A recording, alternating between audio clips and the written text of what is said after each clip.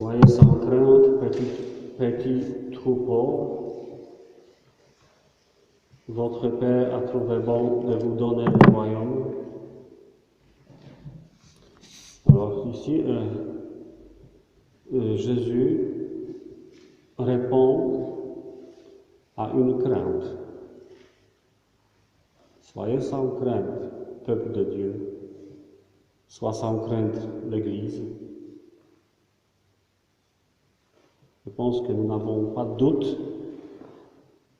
qu'en voyant l'état où nous sommes parfois dans l'Église, on a des raisons d'avoir peur. Mais, quelle est la réponse de Jésus? Le royaume des cieux. C'est-à-dire pour voir la perspective, où on va. Vendez ce que vous possédez, donnez-le en aumône. Je ne vais pas faire commentaire de cette phrase. Faites-vous des bourses qui ne suivent pas. Donc, il y a quelque chose qu'on peut économiser ou accumuler, garder. Dans les bourses qui ne s'usent pas, je veux dire, moi je vous proposerai une image très simple. Cette bourse qui n'est pas détruisable, c'est notre âme. Parce que les âmes créées par Dieu sont immortelles, ne s'usent pas. Et cette âme est invitée à ramasser des biens spirituels qui sont multiples. Je ne vais pas maintenant perdre le temps pour énumérer tout ça. Un trésor inépuisable dans les cieux. Donc, ce sont les biens célestes spirituels qui peuvent être notre chambre fort, notre garantie pour cette vie, dans cette vie, pour nous conduire à notre vie éternelle. Là où le voleur ne n'approche pas, là où la mythe ne détruit pas. Vous voyez ça? Que ces biens spirituels, si vraiment on est avec Dieu, dans nos intérieurs, rien ne peut détruire ça. Et puis voilà, une partie de l'évangile. Ça, cette première partie, c'est un long évangile, on ne va pas tout commenter. Mais cette première partie, c'est je définis où est le vrai trésor. Car là où est votre trésor, là aussi sera votre cœur. Alors là, c'est la question du cœur maintenant. Le cœur, selon la définition biblique, c'est-à-dire ce que la spiritualité juive et chrétienne après accomplit sur le cœur, souvent on ne comprend pas la signification du cœur, très marqué par le sentimentalisme, l'émotion chez nous, dans notre mentalité. Le cœur, dans le sens biblique, c'est très simple. C'est là où l'homme fait choix. C'est plutôt la question de désir, de volonté. Suivre Dieu ou ne pas suivre Dieu, c'est ça le cœur. Suivre les commandements, pas suivre les commandements. C'est pour cela que le cœur peut être, si le cœur est guéri, de toute notre volonté, on veut suivre Jésus parce qu'on l'aime. Il ne faut pas négliger les sentiments. Donc le cœur penche, les volontés humaines penchent là où est notre trésor, ce qui a plus de valeur dans notre vie, tout simple. On choisit les valeurs. Quelles sont nos valeurs ou nos objectifs? Voilà, on va passer un grand morceau pour sauter sur la fin, qui est très long aussi. Pierre dit alors, parce que ces paroles, voilà, c'est à nous que tu dis ça ou aux autres, quoi, à tous? Il a bien compris. Devant Dieu, nous sommes tous égaux. Et Jésus commence à dire, une sorte de parabole, il y a un intendant fidèle, sensé, qui a une responsabilité pour surtout distribuer la nourriture en temps fixé. Donc il y a une sorte de vocation, charge, responsabilité que chacun de nous a reçue. Point. Heureux ce serviteur que son maître, en arrivant, trouvera en train d'agir ainsi. Donc il y a une action à faire, agir. Donc, il y a une responsabilité que nous devons remplir, quelle que soit sa taille. Mais ce niveau de responsabilité, ce n'est pas tout à fait sans importance, nous le verrons à la fin. Vraiment, je vous le déclare, il établira sur tous ses biens cette avance, cette carrière, établir plus haut, placer plus haut. Laissons ça, c'est juste pour dire que notre vie, même si c'est une petite vie, la récompense, c'est une grande vie, la vie éternelle, etc. Et là, il y a un exemple négatif. Je ne vais pas commenter ça. Un intendant infidèle qui, une fois gagné un poste ou une position élevée, commence à s'enivrer, boire, dormir, néglige sa responsabilité, etc. Donc, on laisse. Le serviteur qui, connaissant la volonté de son maître, n'a rien à préparer, n'a pas accompli cette volonté, voilà, la question de volonté, ça revient, c'est le cœur, ce que notre cœur choisit, quelle volonté. Recevra un grand nombre de coups, et là, je ne vais pas faire des commentaires, de grand nombre de coups, petit nombre de coups.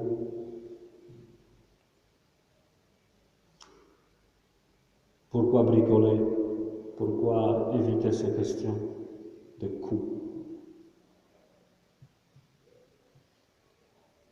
L'Église doit expliquer ce que Jésus veut dire. Et à qui on a beaucoup donné, on demandera beaucoup. À qui on a beaucoup confié, on réclamera davantage. C'est la réponse à la question de Pierre. Vous, les apôtres, là. On vous demandera davantage. Vous avez beaucoup plus de responsabilités que les autres. Mais ça, on laisse ce commentaire. Alors, comment après tout ça finir dans le positif? D'où vient en fait cet esprit, donc, cet état d'âme de satisfaction, d'être satisfait de notre vie? Où est la vraie source du bonheur?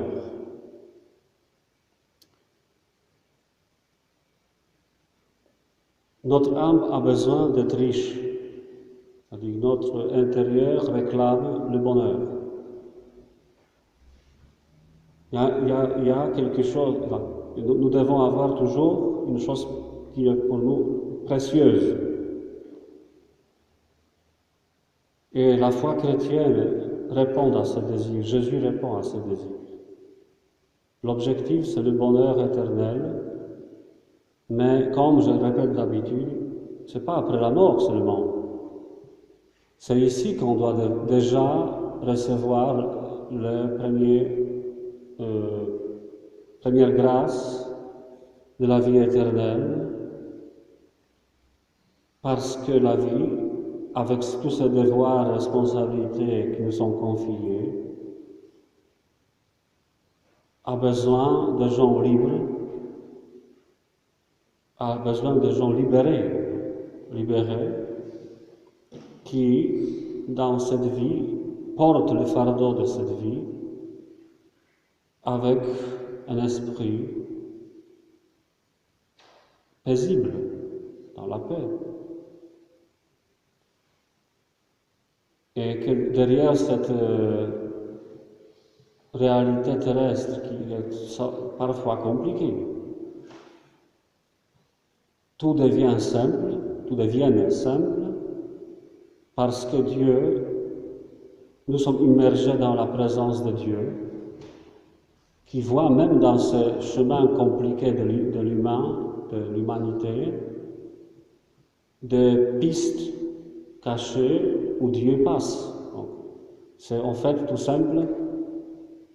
Derrière toutes ces responsabilités, devoirs, travail, etc., il y a un mystère de Dieu. C'est-à-dire que voir dans cette vie, que cette vie, ce n'est pas seulement nourriture, manger, boire, reposer, etc., mais derrière manger, travailler, boire, et il y a un sens, c'est-à-dire que tout a un sens.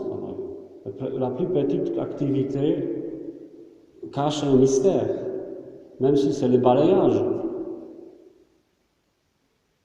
C'est ça un peu la vie accomplie, c'est-à-dire ne pas devoir faire seulement. Oui, on a des devoirs, mais comprendre que ce devoir, ce n'est pas une punition, c'est un don de Dieu aussi. Voilà, donc découvrir le sens de la vie en général. Trésor, arriver à une sagesse intérieure, spirituelle. Que ce soit un encouragement à être aussi bien pratique, efficace et pragmatique, et en même temps spirituel et profond. On a choisi la version brève de l'Évangile. Ce passage est entouré de 2 morceaux, avant et après dans la version longue de lecture. Mais je pense que cet Évangile peut nous servir à comprendre dans quelle attitude ou quel esprit, quel état d'âme nous devons vivre en fait. Comment vivre notre vie. Une sorte de spiritualité qui nous permet d'avoir une attitude juste envers Dieu.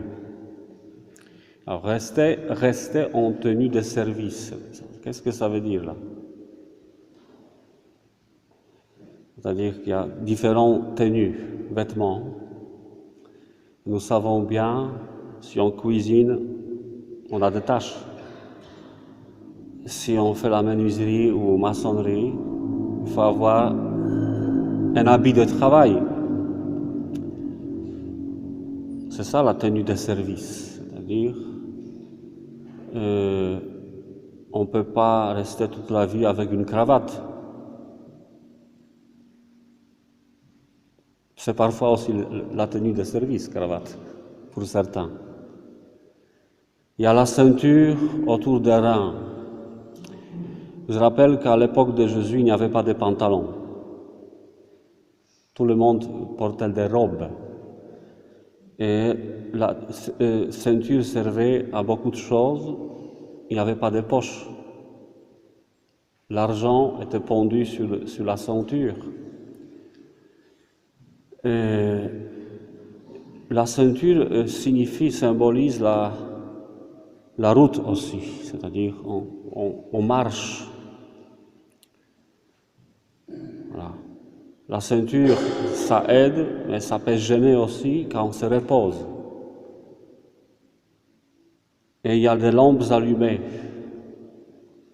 Une lampe allumée dans ce contexte-là, on va parler de la nuit plus tard, c'est pour voir où on va. Voilà.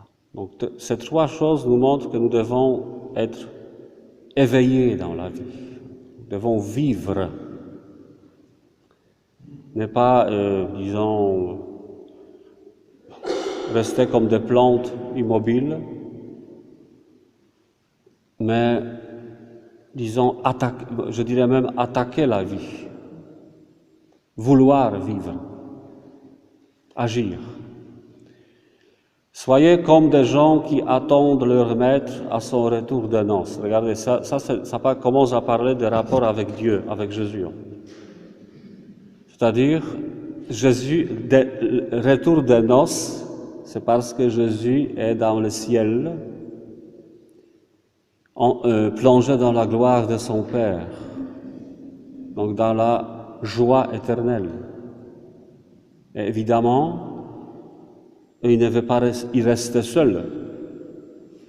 Il nous aspire, attire, que nous y allions aussi. Alors donc, pourquoi Jésus dit « Soyez comme des gens qui attendent leur maître » Parce qu'un jour, Jésus vient nous demander notre vie, redemander notre vie. Donc, c'est la grande question, est-ce que nous l'attendons? Est-ce que nous voulons être auprès de Jésus? Voilà. Est-ce qu'on croit qu'il y a une autre vie heureuse et heureuse éternellement, pour lui ouvrir dès qu'il arrivera et frappera à la porte. Voilà. Jésus frappe à la porte, et si nous on dort,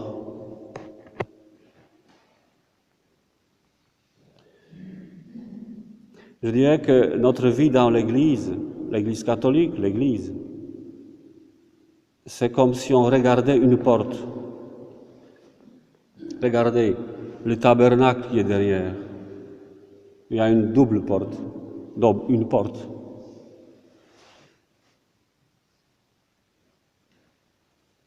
C'est comme si on était invité à passer par cette porte dans le tabernacle. Heureux ces serviteurs, servantes, là, que le maître, à son arrivée, trouvera en train de veiller. Veiller pour le retour du Christ. Alors, je pense que on peut avoir une mentalité de peur du jugement dernier. Il faut veiller parce que le Seigneur vient nous punir. Bien sûr qu'il y a un jugement dernier et il y a une punition pour ce qu'on n'a pas voulu guérir en nous. Je parle du mal, du péché. Ça existe. Mais cet esprit de désir qui nous fait veiller, c'est plutôt aussi et plutôt la joie de rencontrer Jésus. Guetter devant la fenêtre de Julia, c'est l'affaire de Roméo, ça. Parce qu'on aime Jésus. On n'espère que ça, de le rencontrer. Et la conscience même que même si je ne vois pas encore Jésus, je ne suis pas encore mort, heureusement. Mais la conscience que Jésus existe, et cette existence au céleste de Jésus, elle va se communiquer à moi, maintenant, ici, dans cette vie, à tous les jours. C'est ça qui me fait veiller, c'est-à-dire attendre son retour. Amen, je vous le dis, c'est lui qui, la ceinture autour des reins, Jésus, le fera prendre place à table et passera pour les servir. Cette fameuse récompense au ciel, c'est de devenir comme un Seigneur, maître de la vie. Prospérer avec Dieu dans l'éternité. Et enfin se reposer. Être servi par Dieu. S'il revient vers minuit, voilà la nuit, ou vers 3 heures du matin, donc de minuit à 3 heures du matin, c'est peut-être les heures les plus dures de la nuit, et qu'il les trouve ainsi, heureux sont-ils. Il les trouve comment? Heureux d'attendre le Maître.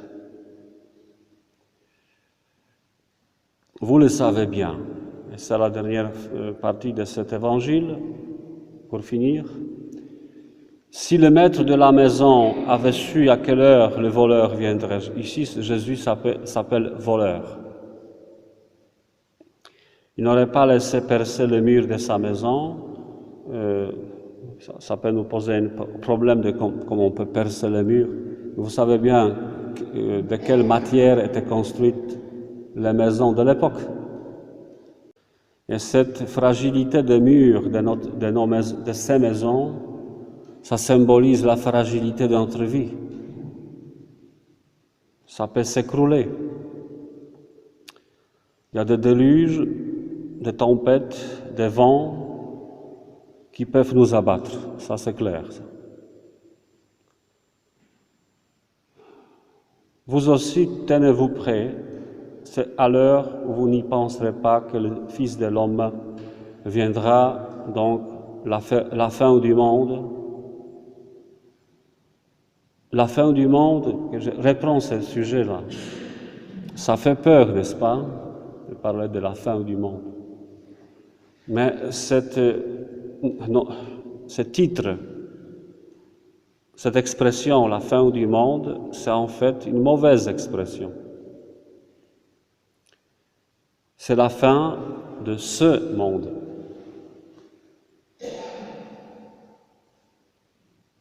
Pour faire un autre monde. La fin du monde annoncée par Jésus, c'est le triomphe final du monde de Dieu, donc du royaume des cieux.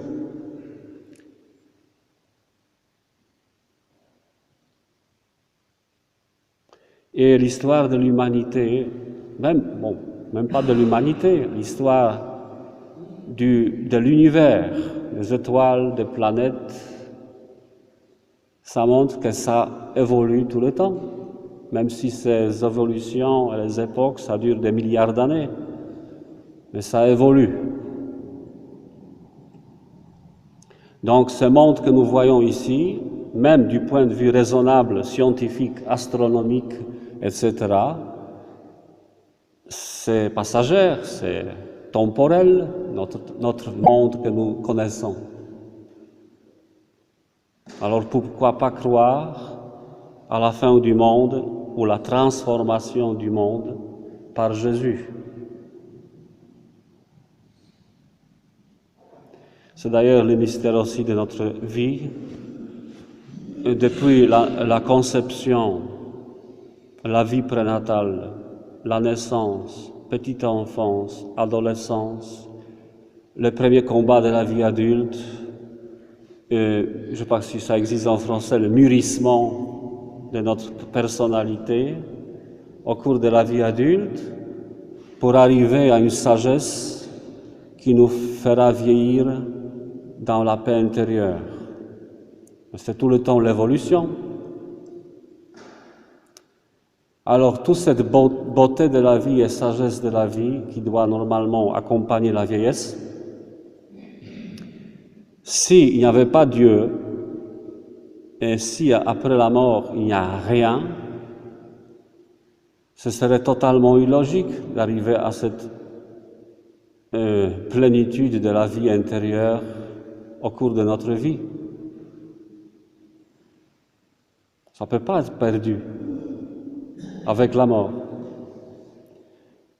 Donc la mort, ça annonce une autre vie où ce qu'on a connu dans le brouillard de cette vie, donc ces mystères de la vie que nous avons connus dans cette vie, mais partiellement, après la mort, nous allons être illuminés totalement, vivre dans une illumination éternelle pour tout savoir, pour ne plus avoir de questions sans réponse.